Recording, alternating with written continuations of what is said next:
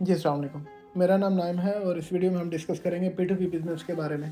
क्या P2P business Pakistan में अब करना चाहिए? क्या ये प्रॉफ़िटेबल है और इसमें स्कैम कैसे होते हैं? चलिए आपको लिथुआनिया घुमाते हुए P2P बिज़नेस के बारे में बताते हैं। P2P बिज़नेस के बारे में जो लोग ये वीडियो देख रहे हैं उन्हें ऑलरेडी इन्फॉर्मेशन होगी, आपने काफ़ी वीडियोज़ देखी होंगी यूट्यूब के ऊपर कि P2P कैसे करना है। तो मैं उस चीज़ में नहीं जाऊँगा कि P2P क्रिप्टो में कैसे करते हैं, आपने क्रिप्टो बाय और सेल कैसे करके पैसे कमाने हैं। ये इस पे तो आपने काफ़ी वीडियोज़ देख ली होंगी, ट्यूटोरियल भी आपने देख लिए होंगे। अगर फिर भी आपको इन्फॉर्मेशन चाहिए तो मैं एक और वीडियो बना लूँगा, आप मुझे कमेंट में बताइएगा। अच्छा, अब बात करते हैं हम कि P2P बिज़नेस में आपको करना चाहिए या नहीं करना चाहिए। सबसे पहले देखेंगे P2P बिज़नेस बताते खुद स्कैम नहीं है, ये एक बहुत अच्छा बिज़नेस है और लोग इससे काफ़ी पैसे कमा रहे हैं। इस टाइम आप डिफरेंट एक्सचेंजेस के ऊपर आप देखें और आपको मार्जिन भी अच्छा मिलता है। अगर आप ₹2 का मार्जिन भी रखें तो आप अगर $1000 सेल करते हैं तो आपको 2000, और अगर आप $10,000 सेल करते हैं तो आप एक दिन का 20,000 कमा सकते हैं और ये एक अच्छी खासी अमाउंट है। और इसमें कोई ज़्यादा आपको मेहनत भी नहीं करनी पड़ती, एक सिंपल सा आपको प्रोसेस आना चाहिए और आपको बहुत ज़्यादा कोई टेक्निकलिटीज़ में भी नहीं जाना पड़ता। आप इजीली वहीं पे बाय कर सकते हैं और वहीं पे सेल कर सकते हैं। ये एक सिंपल सा प्रोसेस है। अच्छा, लेकिन अब मसला ये है कि इसमें अब स्कैम कैसे होता है? देखें, पाकिस्तान में क्रिप्टो करेंसी लीगल नहीं है। अब इल्लीगल भी नहीं है क्योंकि इसके ऊपर कोई लेजिस्लेशन नहीं हुई। अलबत्ता स्टेट बैंक की तरफ से ये बैंकों को अम, अलबत्ता स्टेट बैंक की तरफ से बैंकों को ये एक हिदायत जारी की गई है कि क्रिप्टो करेंसी में लोगों को डील ना करने दें। अगर कोई डील कर रहा है क्रिप्टो करेंसी में तो उसका अकाउंट बैन कर दें। अच्छा, अब यहाँ से प्रोसेस प्रॉब्लम शुरू होती है। अब प्रॉब्लम कैसे शुरू हो रही है कि लोग करते क्या है, हमारा बैंक तो अब बैंक ओपन नहीं करने देंगे बैंक वाले, अगर आप उन्हें ये बताएंगे कि हमने क्रिप्टो करेंसी में डील करना है। तो आप फिर क्या करते हैं कि आप नॉर्मल बैंक अकाउंट ओपन करवाते हैं। जो लोग कर रहे हैं P2P का काम, वो नॉर्मल बैंक अकाउंट ओपन करवाएंगे। किसी या कोई बिज़नेस कोई और शो कर देंगे, जैसे कोई शॉप का बिज़नेस हो गया या इसी तरह के कोई और बिज़नेसेस। अच्छा, अब इस बिज़नेस में प्रॉब्लम ये है कि जैसे ही आप अकाउंट खुलवाते हैं, आप ट्रेड कर रहे हैं, आप P2P पे आप बाय सेल कर रहे हैं और आपका अच्छा बिज़नेस जा रहा है, तो किसी दिन कोई एक बंदा ऐसा आएगा जो आपसे यूएसडीटी परचेज़ कर लेगा, आपसे क्रिप्टो करेंसी परचेज़ कर लेगा। परचेज़ करने का तरीकाकार वही कि वो आपको पहले पैसे ट्रांसफ़र करेगा, आप उसे कॉइन रिलीज़ कर देंगे बाइनेंस के ऊपर या किसी भी और एक्सचेंज के ऊपर। जैसे ही आपने पैसे रिलीज़ किए, वो बैंक जाएगा और बैंक को कॉल कर देगा। मोस्टली केसेस में उनका जो बैंक मैनेजर हैं, उनके साथ राब्ता ऑलरेडी होता है। तो वो क्या करेगा, बैंक को कॉल करेगा, जी मेरे से ये फ्रॉड हो गया। अब इस बंदे ने मेरे से फ्रॉड किया, मैंने इनसे कोई ऑनलाइन चीज़ परचेज़ करने की कोशिश की थी, इन्होंने मुझे वो चीज़ नहीं दी जो भी मैंने इनसे प्रोडक्ट वगैरह खरीदने की कोशिश की। तो अब आप ये मेरे पैसे वापस कराएँ। बैंक क्या करेगा, वो फ़ौरन वो आपकी कोई बात नहीं सुनेगा, आपका अकाउंट ब्लॉक कर देगा और आपको कहेगा कि हमें कॉल करें। अब आप अपने अकाउंट को एक्सेस नहीं कर पा रहे, आपके पैसे वहीं पे स्टक हैं, आपने तो उसे यूएसडीटी रिलीज़ कर दिया। अब यहाँ से प्रॉब्लम शुरू हो गई आपकी। अब आप बैंक को कॉल करेंगे, बैंक कहेगा जी आपने इस बंदे ने आपके खिलाफ़ कंप्लेंट की है कि आपने फ्रॉड किया है। आप कहेंगे जी हमने फ्रॉड नहीं किया, मैंने तो इन्हें प्रोडक्ट जो भी था वो मैंने इन्हें भेज दिया है। वो कहेंगे जी हमें आप प्रूफ़ दें, उस प्रोडक्ट की पिक्चर भेजें, आप रसीद भेजें जो आपने इन्हें क्या सेल किया है।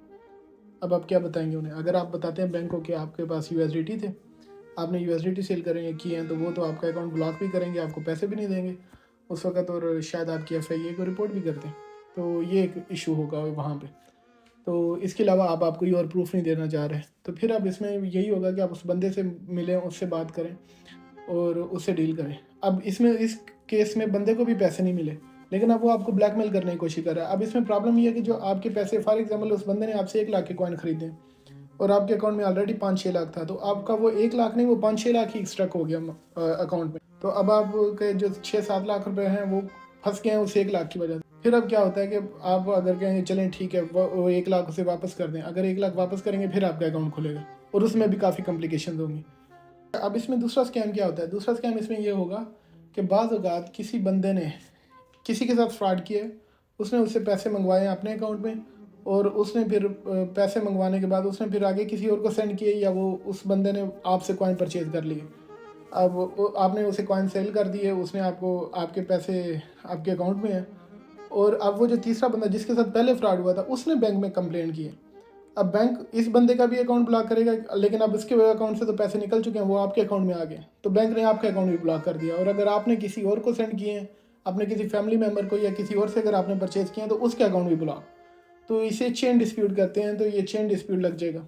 इसमें भी अब इशू ये कि वो जो पहला बंदा जिसके साथ फ्रॉड हुआ है, अब उसका इशू चल रहा है। अब जब तक वो रिजॉल्व नहीं होगा तो आपका अकाउंट ब्लॉक। अनफॉर्चुनेटली ये बहुत ज़्यादा हो रहा है। और इसमें सिर्फ ये क्रिप्टो के साथ नहीं है, बाकी जगहों पे भी अगर किसी के साथ फ्रॉड हुआ है वो बैंक में जाता है, और जब तक वो जाके बैंक को कंप्लेन करता है, वो मनी जो है वो वहाँ से निकल के किसी और जगह पे जा चुकी होती है, वो पैसे किसी और जगह पे ट्रांसफ़र हो चुके होते हैं। जितने भी अकाउंटों में वो पैसे गए हैं, चाहे वो 10,000 ही क्यों ना हो, वो 10,000 जिस जिस अकाउंट में गया वो सब के सब ब्लॉक हो गए। अब ये एक प्रॉब्लम क्रिएट हो गया। इन सब बातों का मकसद आपको डराना या आपको परेशान करना नहीं है कि अगर एक आप लेजिटमेट बिजनेस कर रहे हैं, आप इसे सही तरीके से करने की कोशिश कर रहे हैं, किसी के साथ फ्रॉड नहीं कर रहे और आप अपनी मेहनत कर रहे हैं और फिर भी आपके साथ ये होता है, तो इसका बुनियादी मकसद आपको ये समझाना है कि आप इन चीज़ों से अवेयर रहें। अगर आप ये कर रहे हैं तो आप इन चीज़ों से अवेयर रहें। इसके साथ साथ आपको ज़ाहिर सी बात है, क्योंकि ये लीगल नहीं है तो आपको FIA वाले भी पकड़ सकते हैं, आपकी कंप्लेंट हो सकती है, तो वो भी एक ख़तरा हमेशा आपके लिए होगा। क्योंकि पाकिस्तान में अब प्रॉब्लम यह है कि पाकिस्तान में इस वक्त इसके ऊपर कोई लेजिस्लेशन नहीं है, और उस वजह से जो लॉ इन्फोर्समेंट एजेंसीज़ हैं वो अक्सर आपको वो ब्लैकमेल करती हैं, वो लोगों को पकड़ के ले जाते हैं। और आपने काफ़ी स्टोरीज इसके बारे में सुनी होंगी। उसमें बाद का वो सही होते हैं क्योंकि कुछ लोग उसमें मनी लॉन्ड्रिंग कर रहे हैं, किसी के पास एक्सटॉर्शन की मनी होगी। आज से 4-5 साल पहले क्रिप्टो करेंसी का उस वक्त बहुत ज़्यादा लोगों को नहीं पता था। अभी नई नई पाकिस्तान में इसकी हाइप क्रिएट हो रही थी तो उस वक्त, और इसमें कोई ज़्यादा कानून साजी भी नहीं थी। तो एक एक्सचेंजर था जो P2P का काम करता था, तो उससे फेसबुक पे किसी ने रब्ता किया कि मैंने आपको पेमेंट सेंड करनी है और आपसे क्रिप्टो करेंसी लेनी है। तो उसने कहा मुझे आप पहले पेमेंट सेंड कर दें, मैं आपको कॉइन दे दूँगा। उस बंदे ने उसे जो 3-4 लाख रुपए थे कोई, उसने सेंड किए। जैसे उसके पास आया उसने कहा, उसने अपना वैलेट एड्रेस उसे दिया और डायरेक्ट डील की, एक्सचेंज के थ्रू नहीं की, डायरेक्ट डील हुई। और थोड़ी देर बाद जब वो हो गई सारा कुछ, तो अगले दिन उसे पुलिस पकड़ के ले गई। अब पता चला जी वो जो बंदा जिसने रब्ता किया था, उन्होंने कोई बच्चा अगवा किया हुआ था कराची की किसी फैमिली का, और उन्होंने कहा था कि हमें आप पैसे दें। तो पैसे उन्होंने कैसे लिए? उन्होंने कहा हम अकाउंट में ट्रांसफ़र कर दें। जो पेरेंट्स से बच्चे के, उन्होंने उस वक्त तो ट्रांसफ़र कर दिए क्योंकि उन्हें बच्चा चाहिए था। उन्होंने ट्रांसफ़र किए, वो इस बंदे के अकाउंट में थे। अब उन्हें तो नहीं पता था कि ये अगवाकार है या ये कॉइन सेल कर रहा है।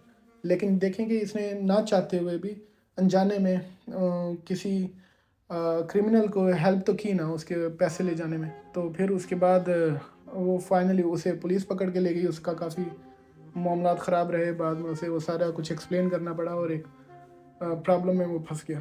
तो इन सारी चीज़ों को भी मद्देनज़र रखें।